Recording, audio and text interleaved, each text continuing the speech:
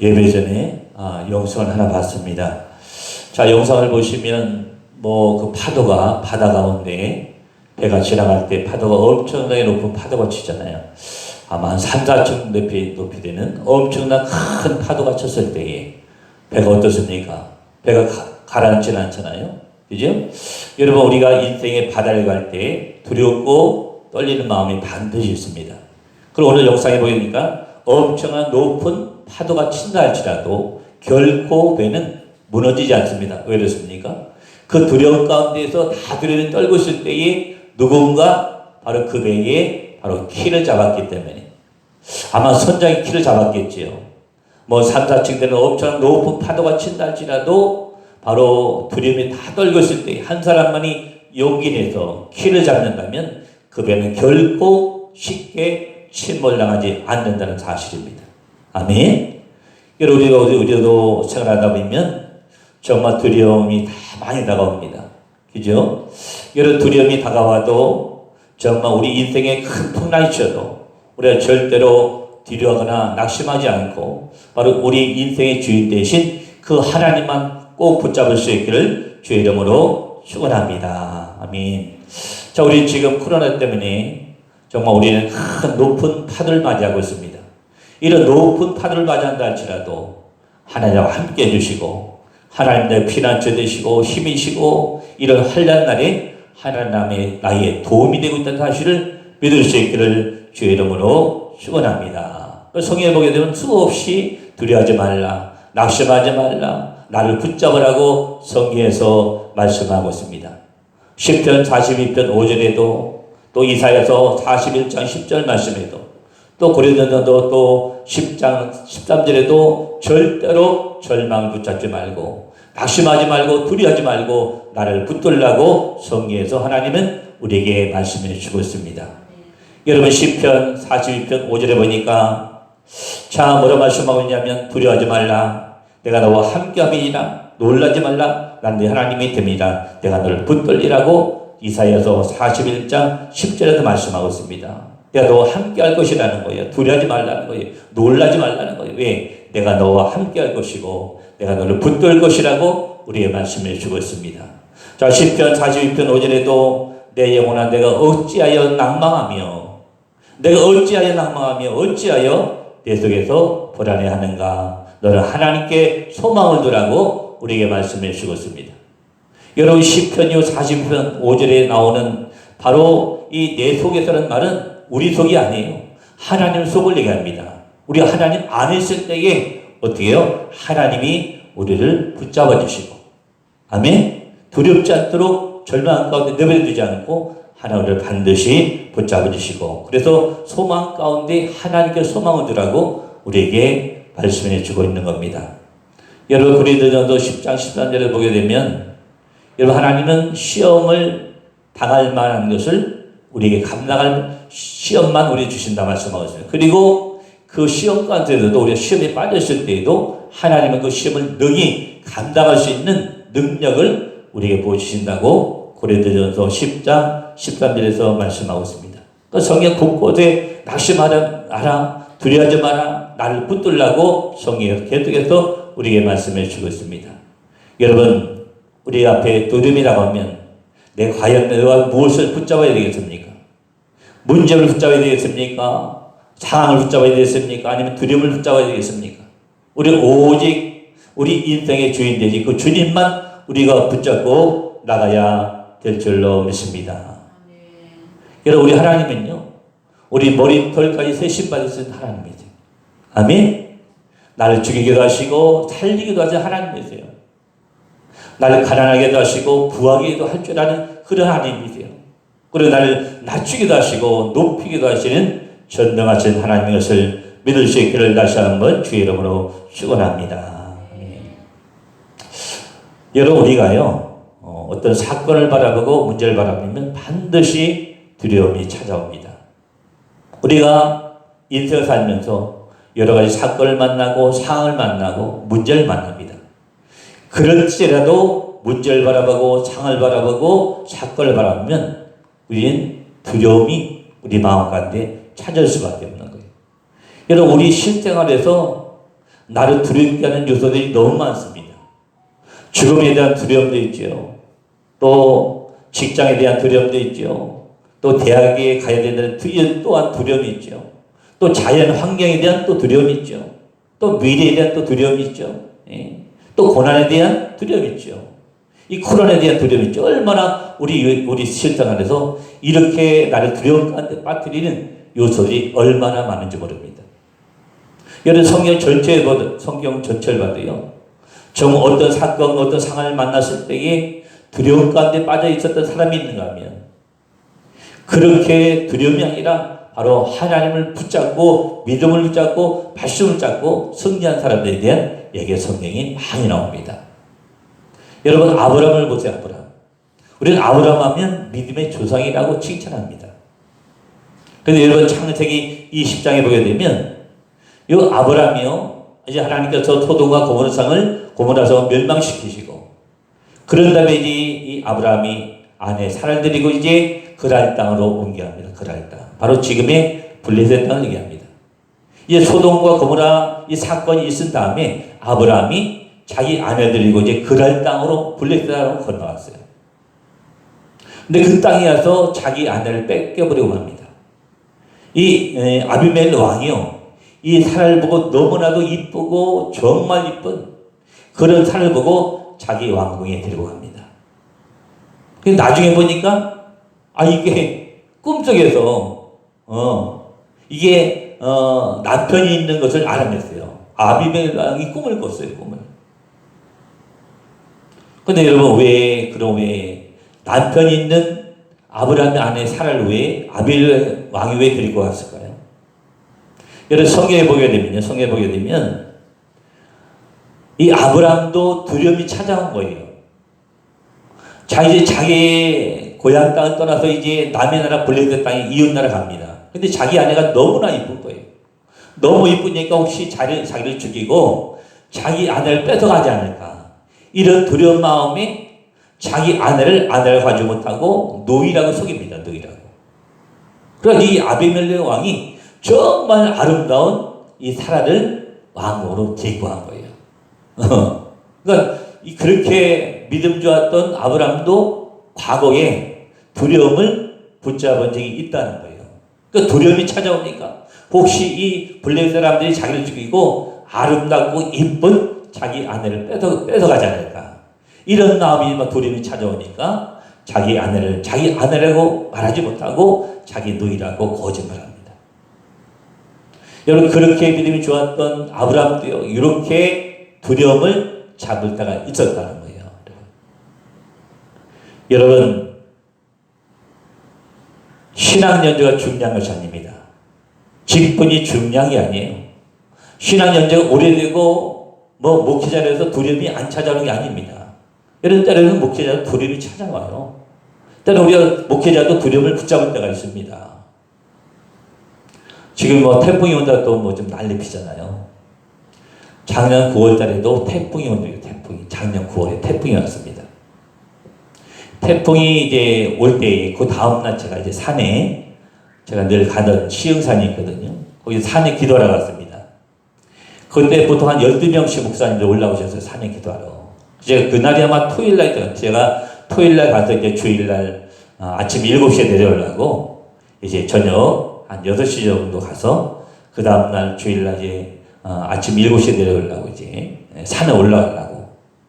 그래서 목사님들 다 전화했더니 목사님들이 겁이 난다고 못 가겠다는 거예요. 태풍이 오는데 어떻게 올라가겠어요, 산에. 그죠? 여러분, 그 목사님들이 또 두려움이 있었다는 거예요, 마음에. 왜? 태풍이 오니까. 태풍이 오는데 어떻게 산에 올라가서 기도할 수가 있겠어요? 그 저는 하나님이 감동 주시더라고요. 그래도 산에 올라가도 기도하고 싶은 하나님 감동 주셔서 저 혼자 올라갔어요, 저 혼자. 한 12명씩 올라오시다가 다 못 올라오시고 저 혼자 올라갔습니다. 여러분, 그 목사님들이 정상이에요, 제가 정상이에요. 누가 정상입니까? 태풍이 무서워 두려워하는 목사님들이 정상, 사실 정상이에요, 정상. 제가 비정상입니다, 사실은. 그래도 하나님이 감동 주시니까 그래도 산에 올라가서 기도했잖아요.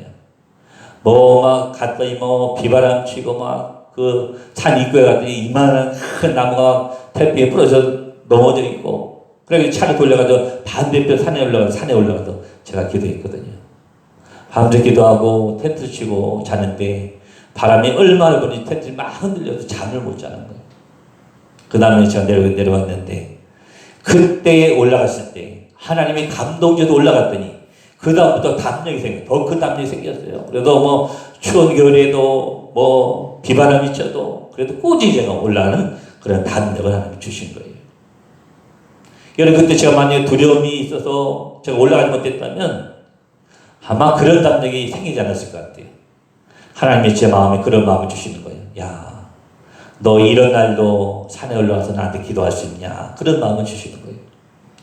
여러분 우리 어떤 상황 가운데 있든지 두려움과 절망을 붙잡을 것이 아니라 하나님과 함께하고 있다는 사실을 붙잡을 수 있기를 주의 이름으로 축원합니다. 아멘. 여러분 다윗도 보세요. 다윗. 여러분 다윗하면 이스라엘에서 가장 위대한 왕입니다. 지금도 이스라엘 사람들도 추앙받는 왕이 바로 다윗 왕이다. 여러분 그러나 사무엘하 15장에 보게 되면 다윗 왕도 그렇게 유명했던 여호명스러웠던 다윗 왕도 두려움을 붙잡은 사건이 바로 사무엘하 15장에 나옵니다. 이 사무엘하 15장에 보게 되면 이 다윗 왕의 아들 압살롬이 반역을 이긴 반역을 이제 다윗이 이제 나이 들었습니다. 힘이 점점 빠져갈 때에 그 아들 압살롬이 자기를 따르는 초종 세력들과 함께 반란을 일으켰어요. 그래서 이제 사무엘하 15장 14절을 보게 되면 이 다윗의 고백이 나옵니다. 뭐를 고백하고 있냐면 큰일 났다. 신하들한테 얘기하면 빨리 우리 도망가자. 빨리 도망가야 된다. 그렇지 않으면 우리가 저 아들 군대가 우리 쳐들어와서 우리 해야 할 것이고 그리고 칼날로 저 성읍을 칠 것이라고 두려운 마음에 빨리 도망가져가는 대목이 바로 다윗의 고백이 사무엘하 15장 바로 14절에 나옵니다. 이렇게 위대했던 왕도요 두려움이 어디에 찾아오니까 그것을 붙잡던 그런 과거가 있었다는 사실입니다. 여러분 위대한 왕 정말 지금도 추앙받는 왕 다윗 왕도 과거에 이렇게 두려움을 붙잡고 두려움 때문에 빨리 도망가지 않으면 저 아들 압살롬 군대가 쳐들어와도 우리를 해야 할 것이고 우리를 죽일 것이고 그리고 칼날로 저 성읍도 칠 것이라는 이런 두려움의 고백을 바로 사무엘하 15장 14절에서 하고 있습니다. 여러분 우리는 문제가 다가왔을 때에 우리는 무엇을 붙잡고 있습니까? 두려움을 붙잡고 있습니까? 사건을 붙잡고 있습니까? 아니면 내 힘으로 해결하려고 하는 하나님의 중심이 아니라 하나님 믿음을 잡지 못하고 내 힘을 붙잡고 있을 때가 있습니다. 또 내 부모, 내 친구를 붙잡을 때도 있어요. 여러분 그러나 하나님은 내 피난처의 힘이요 도움이 되실 줄 믿습니다. 여러분 내 부모, 내 친구, 친척은요 한계가 있어요. 그러나 우리 하나님은 한계가 없다는 사실을 믿을 수 있기를 주의 이름으로 축원합니다. 절대로 두려움을 붙잡지 마시고 아멘. 절대로 코로나의 그 두려움을 붙잡지 마시고 그러나 너희 이길 수 있는 하나님을 붙잡을 수 있기를 주의 이름으로 축원합니다. 자 오늘 본문에 보게 되면 마가복음 4장 35절부터 41절을 보게 되면 자 예수님이 이제 배를 타고 갈릴리 호수를 지나갈 때 이런 사건이 바로 오늘 본문의 말씀입니다.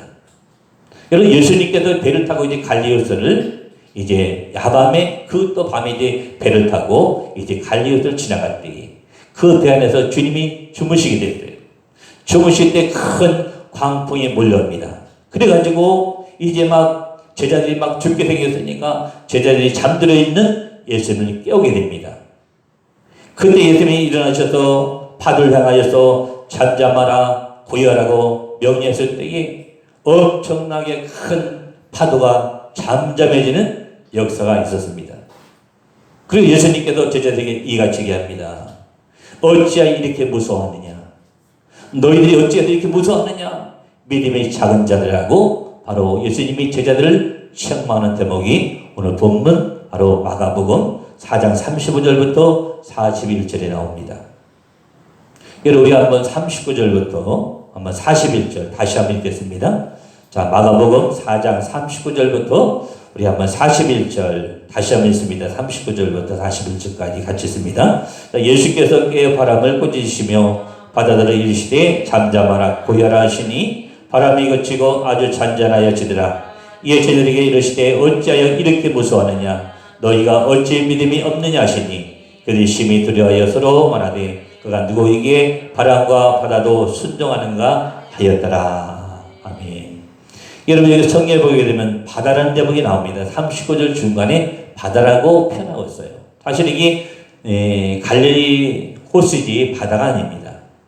성지순례에 제가 가봤을 때 여기 한번 갔다 온 적이 있습니다. 얼마나 큰지요. 갈릴리 호수가 이 북쪽에서 남쪽까지 길이가 무려 21km입니다. 북에서 남쪽까지. 이 호수가 길쭉하게 되어 있거든요.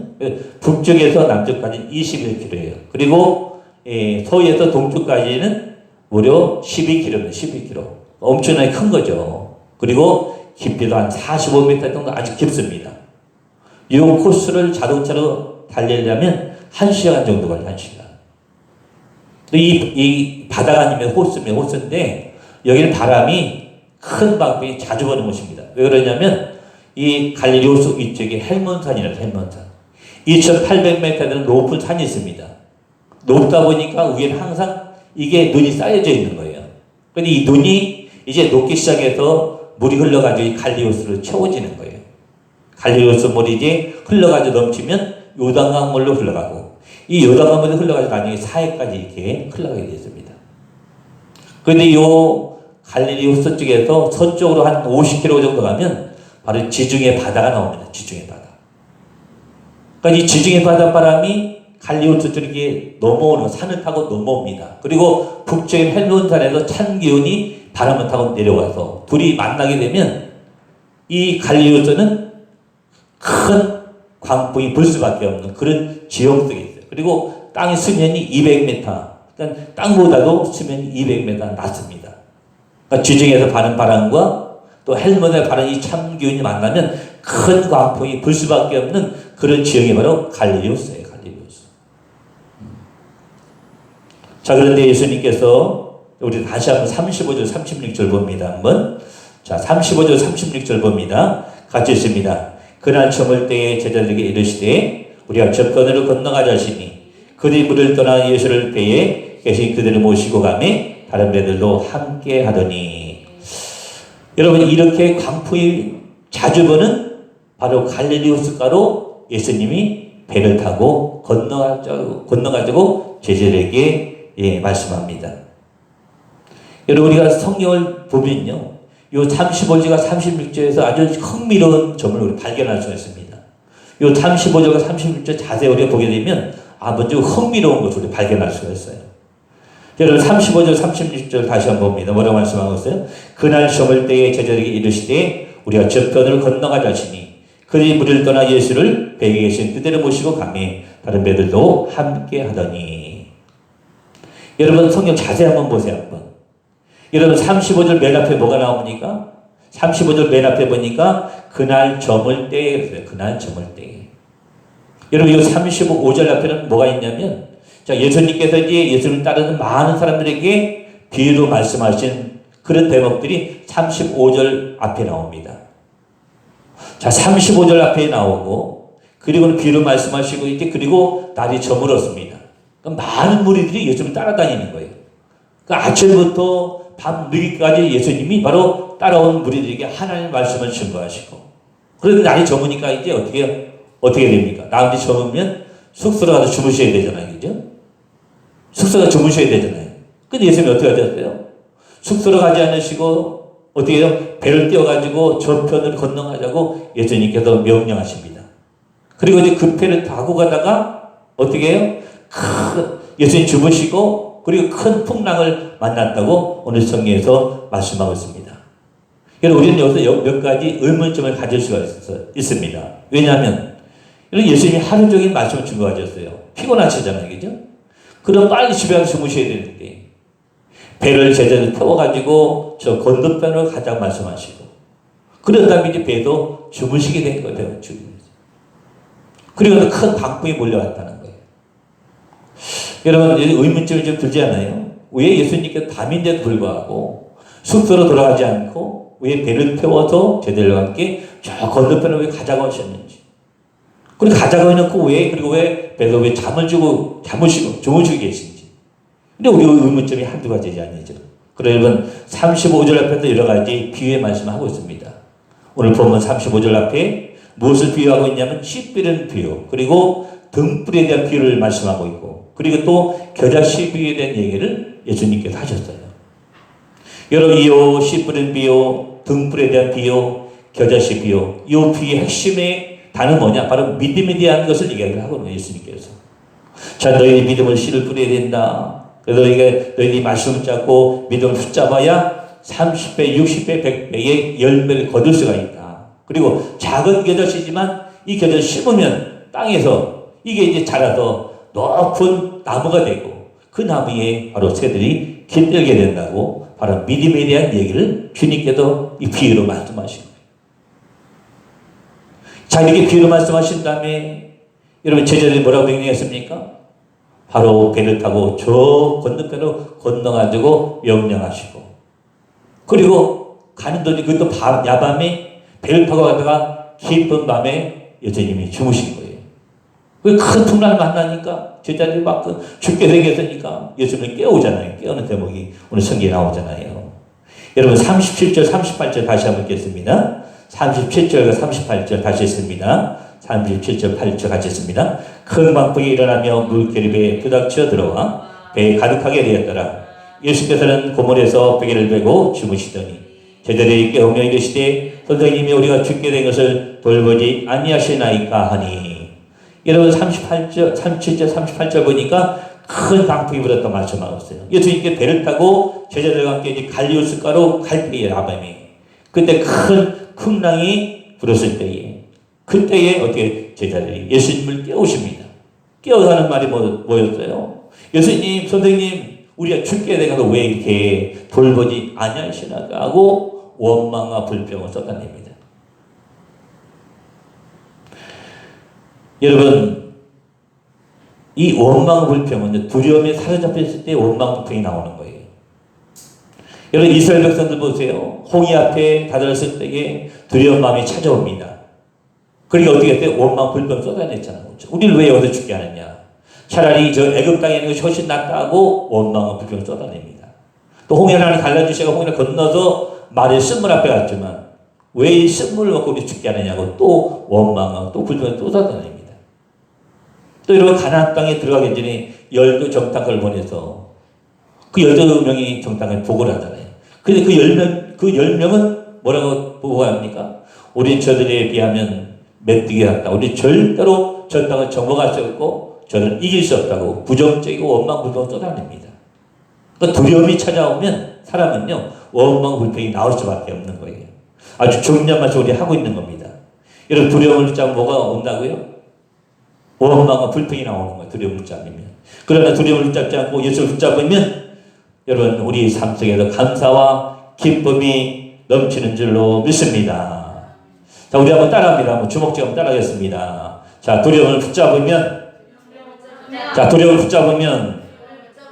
원망 불평이 나온다. 원망 불평이 나온다. 자, 다시 한번 따라합니다. 자, 예수를 붙잡으면 감사와 기쁨이 넘친다. 감사와 기쁨이 넘친다. 아멘. 여러분 우리가 어떤 상황에서도 우리가 두려워하지 않고 또 원망 불평할 그런 우리가 아니라 정말 두려움이 찾아와도 정말 어떠한 큰 문제가 다가와도 우리가 예수님을 꼭 붙잡고 감사와 기쁨이 넘칠 수 있는 우리가 될 수 있기를 다시 한번 주의 이름으로 축원합니다. 바라기는 두려움을 붙잡지 마시고 원망을 쏟아내지 마시고 우리의 생명의 주인 되시고 우리 인생의 선장 되시고 그리고 우리의 구원 되신 주님만을 꼭 붙잡을 수 있기를 다시 한번 주의 이름으로 축원합니다. 자, 마지막 절 한번 40절 보겠습니다. 40절. 자, 40절 봅니다. 40절. 다시 한번 읽습니다. 40절. 이에 제자들에게 이르시되 어찌하여 이렇게 무서워하느냐? 너희가 어찌 믿음이 없느냐 하시니. 예수님이 이제 바람을 잔잔케 하신 다음에 제자들이 하신 말씀이에요. 뭐라고 말씀하고 있습니까? 예수님이 어찌하여 이렇게 무서워하느냐? 너희가 어찌 믿음이 없느냐 하고 주님이 책망하셨다는 거예요. 여러분 여기 보면 왜 무서워하느냐 예수님이 물으십니다. 왜 무서워하느냐? 이 말씀에는 세 가지 뜻이 있습니다. 첫 번째로 내가 왜 무서워하는 이 뜻은 첫 번째로 내 인생의 주인 대신 내가 있는데 왜 두려워하느냐? 이렇게 말씀하고 있는 거예요. 여러분 예수님 바람도 잔잔케 하시고 풍랑도 잔잔케 하시고 또 파도도 잔잔케 하실 수 있는 전능하신 하나님 되십니다. 이런 주님은 내 삶의 주인인데 왜 너희가 왜 두려워하느냐라고 오늘 주님이 그렇게 말씀을 하고 있는 겁니다. 자, 두 번째 왜 무서워하느냐 이 말씀 속에는 내 염려를 다 주께 맡기라는 뜻이 숨어 있습니다. 뭘 맡기라고요? 내 염려를 맡기라는 거예요. 내 염려를 맡기라는 거예요. 그래 맡겨야 두려움이 없는 것이지 맡겨야 무서움이 없는 것이지 왜 너희들 맡기지 않느냐 이 풍랑의 문제를 왜 나한테 맡기지 않냐고 지금 제자들에게 이제 하고 있는 겁니다. 여러분 인생의 문제 정말 누구에게 말 못한 이 고민의 문제 이런 어떤 문제라도 기가 막힌 문제라도 기가 막힌 환경과 기가 막힌 사건이 다가와도 우리 예수님한테 맡길 수 있기를 주의 이름으로 축원합니다. 그래서 잠언 16장 3절에 보니까 너희 행사를 여호와께 맡기라 말씀하고 있어요. 그리하면 내 경영하는 것이 이루어질 것이라고 주님이 말씀하고 있습니다. 여러분 마태복음 7장 7절에도 뭐라고 말씀하고 있습니까? 찾으라면 찾을 것이고 구하라면 구할 것이고 주실 것이고 찾으라면 찾을 것이고 문을 두드리면 반드시 열 것이라고 마태복음 7장 7절에서 우리에게 말씀해 주고 있습니다. 구하라 주실 것이고 찾으라 찾을 것이고 문을 두드리면 반드시 열 것이라고 우리에게 말씀해 주었습니다. 자, 세 번째 왜 무서워하느냐? 이게 무슨 말이냐면 바로 내가 너희의 피난처 힘이요 도움이 되어주겠다는 말씀이 되는 줄 믿습니다. 여러분 그 어느 순간 내 인생에 피난처가 되고 힘이 되고 또 도움이 되어주겠습니까? 여러분 내 부모도 내 친구 내 친척도 한계가 있죠. 그러나 우리 주님은 어때요? 어떤 문제 속에 내가 있다 할지라도 어떤 두려움을 붙잡고 있다 할지라도 주님이 함께 해주시면 내가 반드시 승리할 수 있고 바로 그 주님이 나의 인생의 피난처요 힘이요 또한 도움이 되어 주실 줄로 믿습니다. 여러분 이 코로나 시대에도 우리가 예수를 붙잡으면 승리할 수가 있는 줄로 믿습니다. 정말 이 코로나 때문에 말이 경제가 아니잖아요. 경제 말이 아니에요. 그래도 이런 시대에도 이런 어려운 것들도 우리가 주를 붙잡으면 우리가 반드시 승리를 하게 될 줄로 믿습니다. 우리 건 집사님 남편이 큰 부동산 컨설팅을 하고 계시잖아요. 근데 한 달 전인가요? 한 달 전인가 60몇 억짜리 뭐 계약을 하셨다고 제가 들었는데 지난주에 또 176억짜리 또 계약을 또 하셨다고 그러셨어요. 이게 쉬운 일이 아니죠. 이 코로나 시대에 뭔가 어떤 사업을 한다는 게 쉬운 일이 아니에요. 그런데 하나님이 열어주시잖아요. 그죠? 코로나 이런 정말 이런 환경 속에 있다 할지라도 하나님이 어떻게 해요? 하나님 붙잡고 예수를 붙잡고 믿음 붙잡으면 하나님이 사업장 일도 직장 일도 하나님이 반드시 열어주실 줄로 믿습니다. 문제는 뭐냐면 문제는 정말 이런 우리가 말 못할 그런 환경 속에 있다 할지라도 사건 속에 빠져 있다 할지라도 내가 드럼을 붙잡고 있느냐 아니면 나와 함께하고 계신 예수를 붙잡고 있느냐 이것이 중요한 줄 믿습니다. 여러분의 두려움이 찾아왔을 때에 정말 말로 표현할 수 없는 큰 문제와 사건이 다가올 때 우리 누구를 붙잡아야 됩니까? 바로 살아계신 하나님 우리 함께 하시고 또 우리 구원해 주시고 예수님 그리고 나의 모든 것을 우리의 형편하시는 성령님만 의지할 수 있는 우리가 다 될 수 있기를 다시 한번 주의 이름으로 축원합니다.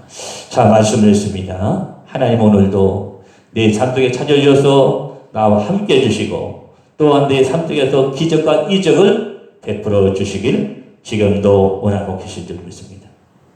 여러분 주님이 내 삶 속에 들어오셔서 내 삶을 이끌어 가시고 또한 내 삶 속에 들어서 내가 기적과 이적을 베풀어 주시려면 내가 어떻게 해야 됩니까? 첫 번째 하나님은 절대 신뢰하며 나갈 수 있기를 주의 이름으로 축원합니다. 여러분 내가 어떤 환경과 어떤 사건 속에 빠져 있다 할지라도 하나님이 함께 해주시면 되는 줄로 믿습니다. 아멘. 하나님이 붙잡아 주시면 되는 거예요. 아멘. 하나님은 절대 먼저 신뢰할 수 있기를 주의 이름으로 축원합니다. 두 번째는 우리 어려움을 만나고 고난을 만나고 힘듦을 만날 때 여러분 기도할 수 있기를 주의 이름으로 축원합니다. 기도할 수 있기를 주의 이름으로 축원합니다. 여러분 기도는요 하나님의 능력과 하나님의 지혜를 끌어다 쓰는 거예요. 우리가 하늘에 있는 하나님의 지혜와 능력을 끌어다 쓰는 겁니다. 정말 어려움을 만나고 내 힘으로 해결할 수 있는 깊은 인생의 문제를 만난다 할지라도 내가 절망하지 않고 두려워하지 않고 오직 주님 앞에 정말 기도할 수 있기를 주의 이름으로 축원합니다. 하나님 저는 부족합니다. 연약하지만 하늘의 눈물로 기도하는 하나님 내 인생의 문제 신앙의 문제 해결해 주십사고 눈물로 기도하는 하나님이 반드시 눈물에 응답해 주셔서 반드시 내 인생 앞에 놓여있는 문제를 하나님이 반드시 해결해 주실 줄 믿습니다. 여러분 한 달 동안도 정말 어려움을 만나면 그 어려움 앞에 우리 두려워 떨 것이 아니라 나를 이끌어 가시는 전능하신 하나님께 내 문제를 다 맡기고 승리의 길로 갈 수 있도록 그런 한 달이 될 수 있기를 다시 한번 주의 이름으로 축원합니다. 같이 우리 한번 같이 기도합니다. 하나님 내가 지금 어려움을 당하고 있습니다. 말로 할 수 없는 큰 문제를 앞에 내가 놓여있지만 하나님 내가 기도하기를 원합니다. 내가 기도할 때 하나님 어떤 문제라도 하나님 해결해 주시고 응답받기를 원합니다 하고 우리 한번 같이 한번 통성을 같이 한번 기도합니다. 할렐루야 고마우신 주님 감사합니다. 하나님 비록 저도 연약하고 부족하지만 하나님 앞에 눈물로 기도하기를 원합니다. 하나님 내가 좀 해결할 수 있는 여러 가지 문제를 만나고 어려움을 만나고 고난과 환난을 만난다 할지라도 내 인생의 피난처여 힘이여 도움이 드리고 하나님을 붙잡고 갈 수 있도록 주님 도와주시고 역사하여 주시옵길 아버지 앞에 다시 한번 기도하오니 하나님 우리의 눈물이 기대에 응답하여 주시옵시고 하나님 함께 해주심으로 말미암아 승리할 수 있도록 주님 도와주시고 역사하여 주시옵소서.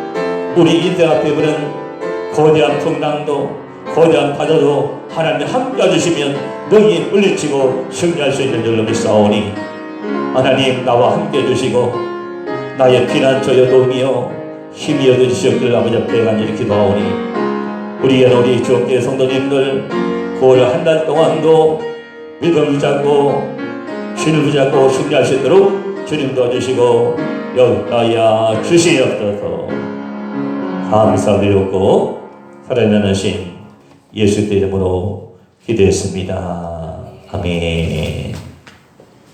자, 우리 아까 불렀던 195장 우리 1절과 2절 찬송하시면서 준비한 예물 드리겠습니다. 195장입니다.